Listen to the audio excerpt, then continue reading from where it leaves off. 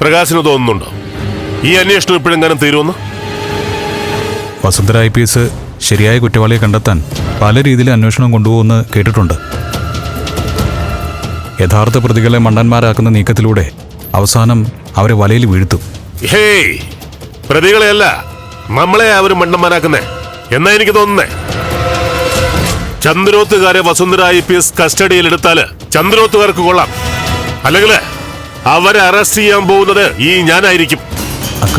അത് പോലീസ് കസ്റ്റഡിയിലല്ല, എന്റെ കസ്റ്റഡിയില്. ബാലു,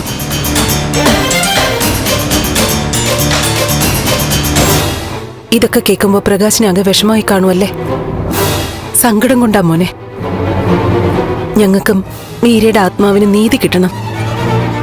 എന്റെ മോളുടെ ആദ്യ ആത്മഹത്യാ ശ്രമം പോലും അവരെ മറച്ചു വെച്ച ദുഷ്ട മനസ്സുകളാ.